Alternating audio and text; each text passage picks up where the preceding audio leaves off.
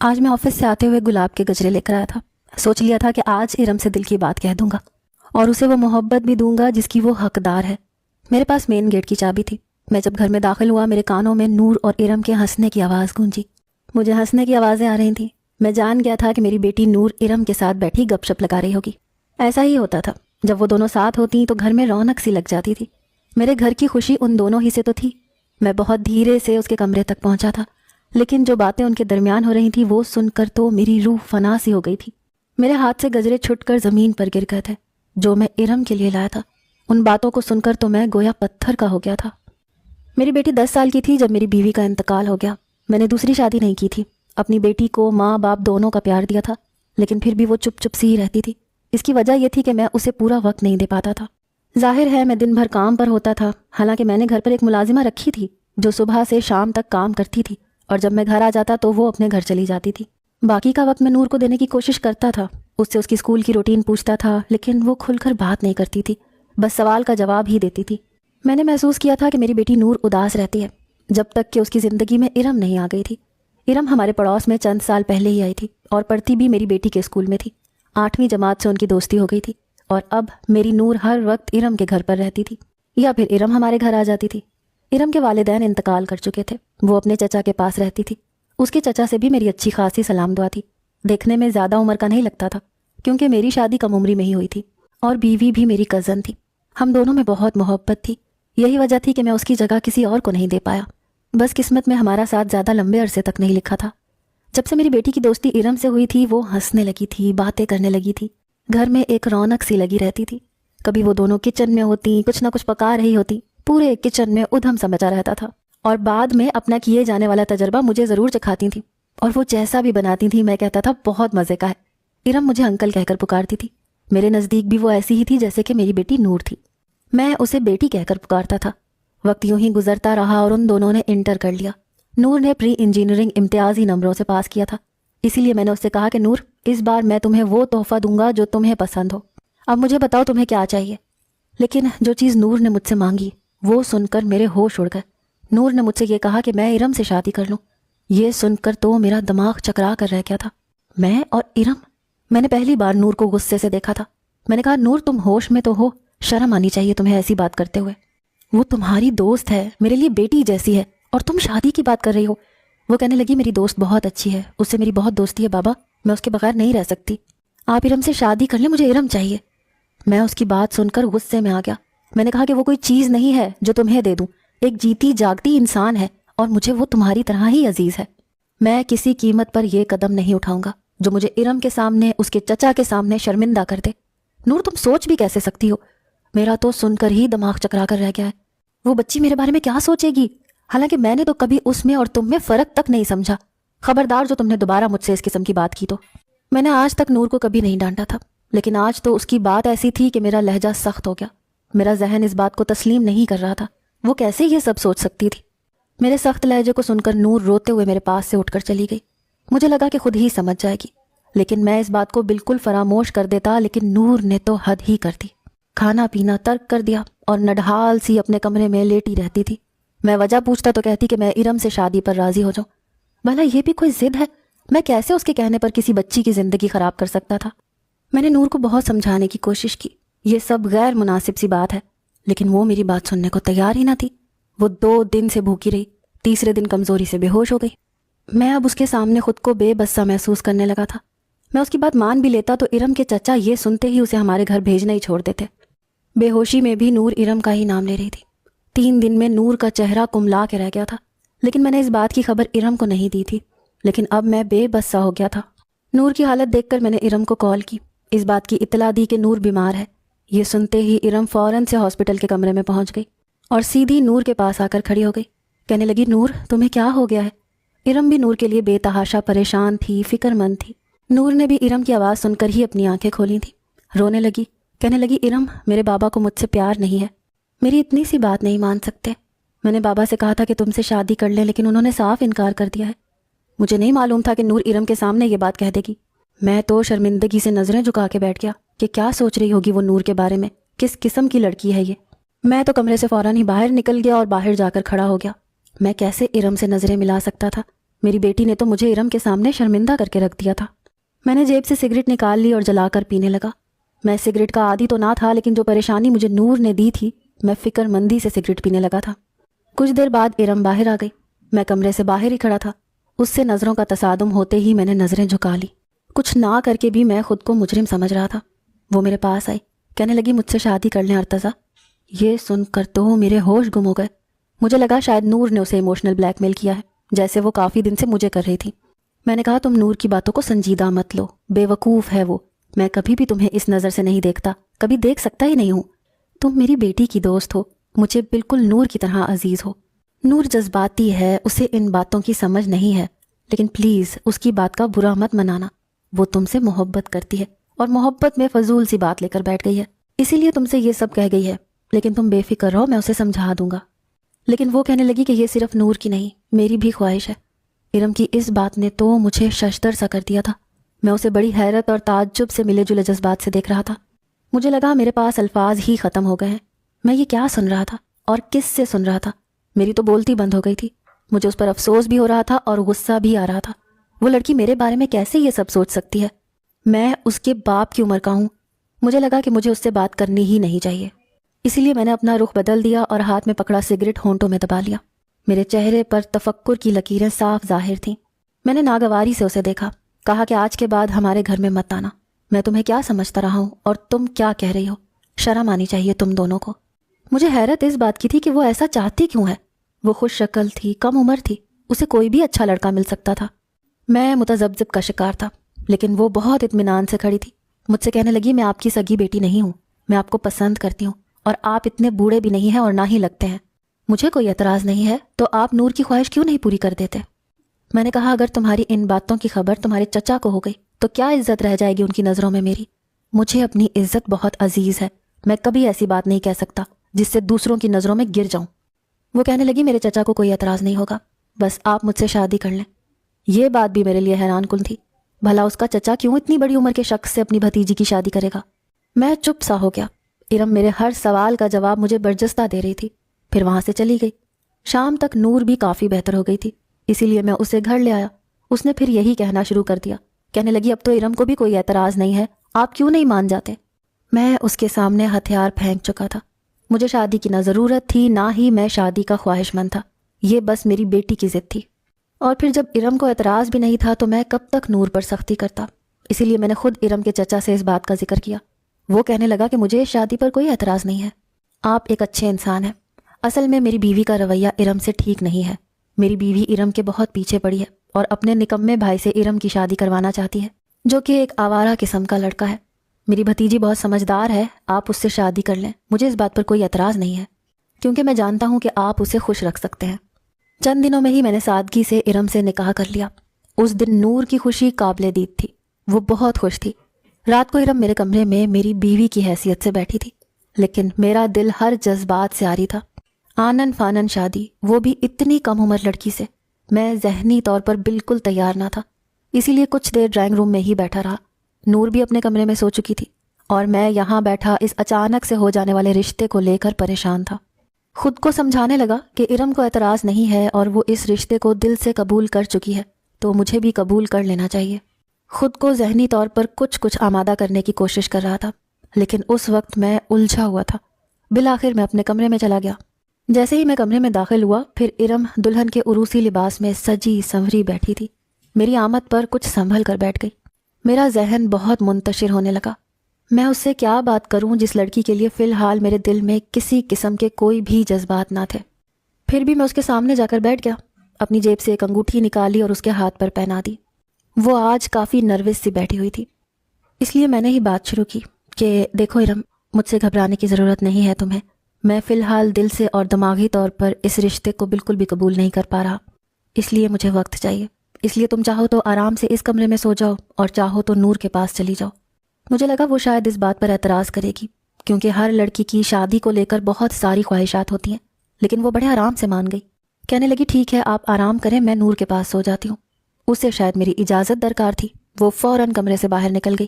میرے لیے یہ بات بھی حیران کن سی تھی، ہر لڑکی شادی کی رات کے لیے بہت سی خواہشات دل میں رکھتی ہے، پھر وہ میری خواہش مند بھی تھی، تو پھر اتنی جلدی میری بات کیسے مان لی؟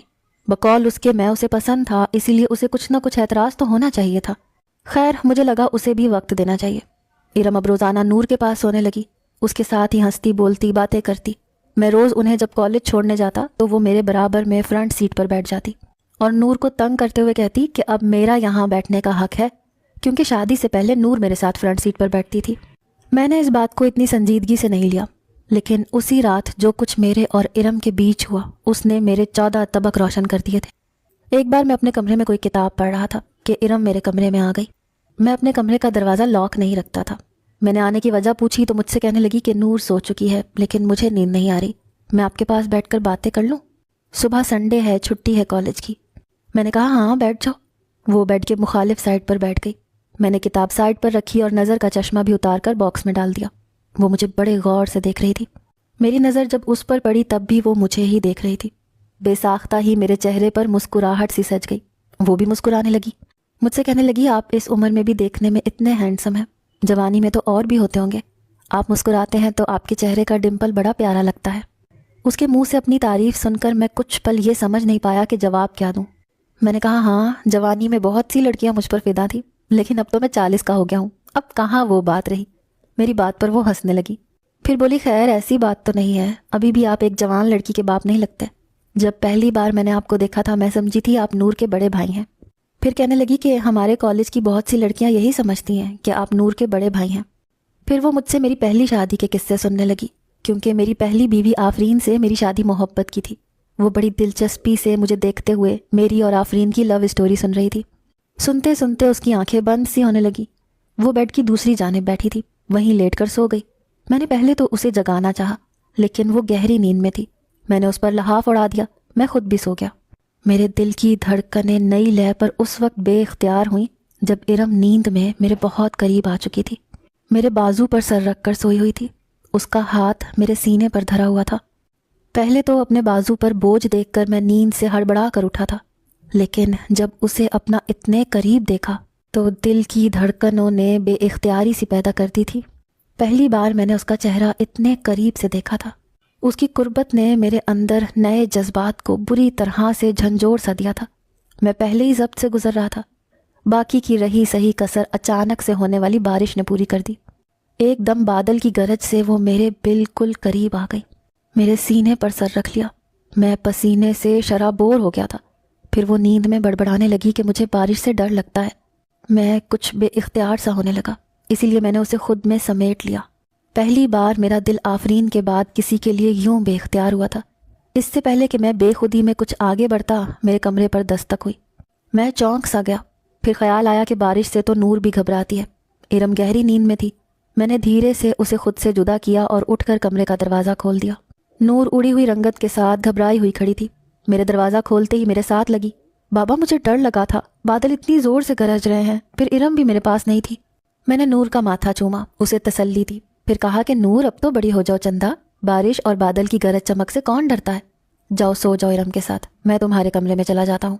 نور ارم کے برابر میں سو گئی اور میں نور کے کمرے میں آ کر لیٹ گیا، لیکن میری نیندیں اب اڑ چکی تھیں۔ دل نکاح کے تقاضے کو پورا کرنے کا متمنی ہونے لگا تھا۔ میری نظریں خود بخود ارم کے لیے بدلنے لگی تھیں۔ ایک بار میرے ایک دوست نے دعوت دی، میں نور اور ارم کو پہلے ہی تیار رہنے کا کہہ چکا تھا۔ جب آفس سے واپس آیا تو ارم میرے کمرے میں 2 جوڑے ہینگر میں لیے بیڈ پر رکھے بیٹھی تھی۔ میں نے کہا تم تیار نہیں ہوئی؟ کہنے لگی ارتضیٰ مجھے سمجھ نہیں آ رہا ان میں سے کون سا ڈریس پہنوں، نور بھی نہیں بتا رہی، آپ مجھے بتائیں نا کون سا زیادہ اچھا ہے، آپ جو کہیں گے میں وہی پہن لوں گی۔ اس کے سوال پر میں ہنسنے لگا۔ میں نے کہا میں بھی نور کا ہی باپ ہوں، مجھے ان باتوں کا کچھ نہیں علم، جو تمہیں زیادہ اچھا لگ رہا ہے پہن لو۔ وہ میرے پاس آ کر میری آنکھوں میں دیکھ کر حق جتا کر بولی، میرے بھی تو کچھ لگتے ہیں، مجھے آج آپ کی پسند پہننی ہے۔ یہ سن کر میرا دل دھک سے رہ گیا تھا۔ وہ کسی بچے کی طرح سے ضد کرنے لگی کہ میں اسے اپنی پسند بتاؤں۔ میں نے اسے ایک لباس کا بتا دیا، وہ خوش ہو گئی، لیکن جب تیار ہو کر میرے سامنے آئی تو میں آنکھیں جھپکنا بھول گیا تھا۔ وہ بے حد خوبصورت لگ رہی تھی۔ پھر جب مجھ سے پوچھنے لگی کہ ارتضیٰ میں کیسی لگ رہی ہوں، سچ سچ بتائیں، تو میرا دل مجھے دہائیاں سی دینے لگا۔ کہنے لگا تم اس کی تعریف ان لفظوں سے کرو جیسے آفرین کی کرتے تھے۔ میرے دل کا شور اب میرا چین چرانے لگا تھا۔ کچھ ارم بھی کبھی کبھی نور کی طرح سے بے اختیاری دکھانے لگتی تھی۔ اگر میں دونوں کے لیے کپڑے خرید کر لاتا تو وہ نور کی طرح میرے گلے لگ جاتی، میرے کان کے قریب آ کر کہتی I love you Irtiza. And thank you so much. Noor میری بیٹی تھی، اس کے لیے میرے جذبات الگ تھے۔ اس کا مجھ سے اظہار محبت کرنا بھی مجھے اچھا لگتا تھا، جیسا ایک باپ کو لگنا چاہیے۔ لیکن جب وہی بات ارم مجھ سے کہتی تو میرا دل اندر سے دھمال ڈالنے لگتا تھا۔ ارم کا بے اختیار میرے قریب آنا میری راتوں کی نیند اڑانے لگا تھا۔ اب میرا جی چاہتا تھا کہ اسے اپنے کمرے میں رکھا کروں، اس کی تعریف کیا کروں، اس کے قریب رہوں۔ آج میں آفس سے آتے ہوئے گلاب کے گجرے لے کر آیا تھا۔ سوچ لیا تھا کہ آج ارم سے دل کی بات کہہ دوں گا اور اسے وہ محبت بھی دوں گا جس کی وہ حقدار ہے۔ میرے پاس مین گیٹ کی چابی تھی۔ میں جب گھر میں داخل ہوا میرے کانوں میں نور اور ارم کی ہنسنے کی آوازیں گونجنے لگی۔ میرے گھر میں ان دونوں سے ہی تو رونق تھی۔ میں بہت دھیرے سے اس کے کمرے تک پہنچا تھا، لیکن جو باتیں ان دونوں کے درمیان ہو رہی تھیں وہ سن کر تو میری روح فنا سی ہو گئی تھی۔ میرے ہاتھ سے گجرے زمین پر گر گئے تھے جو میں ارم کے لیے لایا تھا۔ میں تو گویا یہ باتیں سن کر پتھر کا ہو گیا تھا۔ یہ کیا کھیل کھیلا تھا ان دونوں نے مل کر میرے ساتھ۔ بڑے مرے مرے قدموں سے میں اپنے کمرے میں واپس لوٹ کر آیا تھا۔ پہلی بار ڈریسنگ کے آئینے پر نظر پڑتے اپنی عمر بہت بڑی سی لگنے لگی تھی۔ لگ رہا تھا کہ 40 کے بجائے 80 کا ہو چکا ہوں۔ بہت ضبط کے باوجود میری آنکھوں سے آنسو جاری ہو گئے تھے۔ میں نے خود کو تب سنبھالا جب ارم وہی گجرے پہنے میرے کمرے میں مسکراتی ہوئی آئی۔ کہنے لگی آپ میرے لیے اتنے خوبصورت گجرے لائے تھے تو پھر مجھے دیے کیوں نہیں؟ کمرے کے باہر کیوں رکھ دیے، وہ بھی زمین پر؟ پھر میرے پاس آنے لگی، لیکن میں پیچھے ہٹ گیا۔ میں نے کہا کھانا گرم کرو، مجھے بھوک لگی ہے۔ وہ یہ سن کر کمرے سے باہر چلی گئی۔ جو حقیقت مجھ پر آشکار ہو چکی تھی، کیسے ممکن تھا کہ میں اس کے قریب بھی جاتا؟ مجھے اپنا آپ دھواں دھواں سا لگ رہا تھا۔ اس کے بعد میں نے خود ہی ارم سے فاصلہ رکھنا شروع کر دیا۔ آج وہ دونوں کالج کے فنکشن پر جانے کے لیے تیار ہوئیں تو ارم میرے کمرے میں آ گئی۔ اچھی خاصی تیار تھی، پیاری بھی لگ رہی تھی۔ میں نے نظریں چرا لیں۔ میں گاڑی کی چابی پکڑے باہر ہی آ رہا تھا، لیکن اسے اپنے سامنے دیکھ کر رک گیا۔ وہ اب بھی مجھے مسکرا کر دیکھ کر پوچھنے لگی، ارتضیٰ میں کیسی لگ رہی ہوں؟ میرے اندر تو ان لفظوں نے جیسے آگ سی لگا دی۔ جو سچائی میں جان چکا تھا، اس کے بعد میں اس سوال کا کیا جواب دیتا؟ میں نے اسے درستگی سے دیکھا اور غصے سے اس کے دونوں بازوؤں کو پکڑا۔ اس کی آنکھوں کو دیکھ کر سخت لہجے میں کہا، بتاؤں تمہیں کہ کیسی لگ رہی ہو؟ میرے اس انداز پر وہ کچھ سہم سی گئی۔ شاید مجھ سے ایسی سختی کی امید نہیں تھی۔ میں نے اسے سختی سے لفظ چبا کر کہا، بہت بری لگ رہی ہو۔ یہ کہہ کر میں نے اسے چھوڑ دیا۔ وہ فوراً سے میرے کمرے سے باہر نکل گئی۔ میں گاڑی میں جا کر بیٹھ گیا۔ میرے اندر تو ایسی کھولن تھی، جی چاہ رہا تھا کہ ارم سے اس سے زیادہ سخت رویہ اختیار کروں۔ میں نے ہارن بجانا شروع کر دیا۔ نور بھاگتی ہوئی باہر آئی اور گاڑی میں بیٹھ گئی۔ پھر مجھے نخرے دکھاتے ہوئے بولی، آپ بھی نا بابا بہت جلدی مچاتے ہیں، آپ کو پتہ تو ہے کہ لڑکیوں کی کتنی تیاری ہوتی ہے۔ وہ اچھی خاصی تیار ہو کر بھی ناراض تھی۔ میرا اگر موڈ اچھا ہوتا تو نور کی بات کا ہنس کر جواب بھی دیتا۔ میں خاموشی سے بیٹھا رہا۔ حیرت تو مجھے ارم کو دیکھ کر ہوئی تھی، جو منہ دھو کر بالکل سادہ حلیے میں باہر آئی تھی۔ آنکھوں سے لگ رہا تھا کہ روئی ہے۔ میں نے اس کے چہرے سے نظریں ہٹا لیں۔ وہ جب میرے برابر میں فرنٹ سیٹ پر بیٹھنے لگی تو میں نے اسے ٹوک دیا، جاؤ جا کر پیچھے بیٹھو۔ لیکن وہ پھر بھی فرنٹ سیٹ پر ہی بیٹھی تھی۔ پورے راستے وہ دبی دبی سسکیاں لے کر روتی رہی۔ نور اس سے وجہ پوچھ کر تھک گئی کہ وہ کیوں رو رہی ہے، لیکن میں نے ایک بار بھی اس کی طرف نہیں دیکھا۔ میرے جذبات کوئی پتھر کے نہیں تھے کہ کوئی بھی آ کر مجھ سے کھیل جائے۔ اسے بس اس بات کا رونا آ رہا تھا کہ میں نے اس سے سخت لہجے میں کیوں بات کی ہے، لیکن یہ نظر نہیں آ رہا تھا کہ وہ اپنے چکر میں میرے ساتھ کتنی بڑی زیادتی کر گئی ہے۔ میں حق پر تھا، میرا رویہ بھی اپنی جگہ بالکل درست تھا، بس کمبخت دل اختیار میں نہیں رہا تھا۔ ارم کی سسکیوں نے پورا دن مجھے بے چین رکھا۔ خواہ مخواہ آفس میں میرے ہاتھوں اسٹاف کی شامت آتی رہی۔ ارم اب مجھ سے بات نہیں کرتی تھی، کچھ نہیں کہتی تھی، مجھ سے دور بھی رہنے لگی تھی۔ اچھی بات تھی کہ وہ مجھ سے دور ہی رہے، لیکن بس اس کی نظریں مجھ پر جمی رہتی تھیں، جن میں نہ جانے کیوں ڈھیروں شکوے تھے۔ وقت آگے کو بڑھ گیا تھا، اب دونوں کی تعلیم مکمل ہو چکی تھی۔ انہی دنوں میرے دوست نے اپنے بیٹے کے لیے نور کا رشتہ مانگ لیا۔ وہ لڑکا مجھے پسند تھا، لیکن پھر بھی میں نے نور سے اس کی رضامندی پوچھی تھی، کیونکہ یہ بیٹی کا حق ہے۔ اس کے چہرے کی مسکراہٹ ہی اس کا اقرار تھی۔ چند ماہ میں نور کی شادی طے ہو گئی تھی۔ جس دن نور رخصت ہوئی، ارم سے گلے لگ کر خوب روئی۔ ارم بھی رو رہی تھی۔ نور جا چکی تھی، اب گھر میں صرف میں تھا اور ارم تھی۔ میرا کڑا امتحان تو اب شروع ہوا تھا۔ میں نے ارم سے کہا کہ مجھے اس سے کچھ بات کرنی ہے۔ وہ کچھ تھکی تھکی سی بھی لگ رہی تھی، پھر نور کی جدائی سے اداس بھی تھی۔ وہ لاؤنج میں رکھے ڈائننگ ٹیبل کی کرسی پر خاموشی سے بیٹھ گئی۔ میں اس کے مقابل کرسی پر بیٹھ گیا۔ میں سوچ چکا تھا کہ یہ مجبوری کا بندھن بھی اب ختم کر دوں، جسے ارم نے اپنے کڑے وقت کو گزارنے کے لیے مجھ سے جوڑا تھا۔ اس دن وہ اور نور یہی باتیں کر رہے تھے۔ ارم، تم نے بابا سے شادی اپنی چچی کے بھائی سے بچنے کے لیے کر تو لی ہے، لیکن تمہیں برا تو لگتا ہوگا نا؟ بابا تم سے بہت بڑے ہیں، تمہارا بھی میری طرح یہ دل چاہتا ہوگا کہ تمہارا شوہر بھی۔ نور یہ کہہ کر چپ سی ہو گئی اور ارم ہنستے ہوئے بولی، میرا شوہر بھی ہینڈسم اور ڈیشنگ ہو؟ یہی کہنا چاہتی ہو نا نور؟ ظاہر ہے میری بھی ایسی ہی خواہش ہے. بھلا تمہارے بابا میرے ساتھ کس اینگل سے اچھے لگتے ہیں؟ کتنے بڑے ہیں وہ مجھ سے. ارم کی باتوں نے مجھے کسی گہری کھائی میں پھینکا تھا. اگر میں اسے پسند نہیں تھا تو ہاسپٹل میں مجھ سے یہ کیوں کہا تھا کہ میں اسے اچھا لگتا ہوں؟ میں باہر کھڑا ایک اذیت سے گزر رہا تھا. نور تم میری مجبوری جانتی تھی. چچی میری زندگی برباد کر دیتی، اسی لیے میں نے یہ قدم اٹھایا تھا. پتہ ہے شادی کی رات میری جان پر بنی ہوئی تھی، لیکن شکر ہے ارتضیٰ نے خود ہی مجھے تمہارے پاس بھیج دیا. ارم کی باتیں میرے لیے ایک کڑا امتحان سا بن گئی تھی، کیونکہ میں اسے چاہنے لگا تھا. وہ نہ بھی بھیجتے تو میں تمہیں لینے آ جاتی. ہمارا تو یہی پلان تھا کہ تم بابا سے صرف کاغذی رشتہ ہی جوڑو گی اور پڑھائی ختم ہوتے ہی اپنے ہم عمر لڑکے سے شادی کر لو گی. لیکن سوچنے کی بات یہ ہے ارم کہ تم شادی کرو گی کس سے؟ کیا کوئی ہے تمہاری نظر میں؟ بابا کی فکر مت کرو، میں انہیں کہہ دوں گی کہ وہ تمہیں چھوڑ دیں، وہ میری بات نہیں ٹالیں گے. نور نے دوستی کی خاطر مجھے بالکل پس پشت ڈال دیا تھا. ارم کے اگلے جملے نے مجھے کہیں کا نہیں چھوڑا تھا. کہنے لگی ہاں ہے، ایک بہت ہی ہینڈسم سا نوجوان ہے، بہت پیار کرتی ہوں میں اس سے. یہ سن کر میرا اپنا آپ دھواں دھواں سا ہو گیا تھا. لیکن نور نے ضرور اس سے بےتابی سے پوچھا تھا، اچھا تم نے پہلے مجھے کبھی نہیں بتایا، بتاؤ کون ہے وہ؟ نور نے بے چینی سے پوچھا تھا، لیکن وہ ٹال گئی. ابھی نہیں، وقت آنے پر بتاؤں گی. میں وہیں سے پلٹ آیا تھا. اسی وقت سوچ لیا تھا کہ ارم کو نور کی شادی کے بعد اس کے فیصلے پر آزاد چھوڑ دوں گا. اسی لیے بات میں نے خود ہی اس سے شروع کی تھی. ارم تمہاری تعلیم بھی مکمل ہو چکی ہے، اسی لیے میں چاہتا ہوں کہ تم جس لڑکے کو پسند کرتی ہو اس سے کہو کہ مجھ سے آ کر مل لے. میں تمہاری اس سے شادی کروانا چاہتا ہوں. میری بات سن کر وہ چونک سی گئی. آپ یہ کیا کہہ رہے ہیں ارتضیٰ؟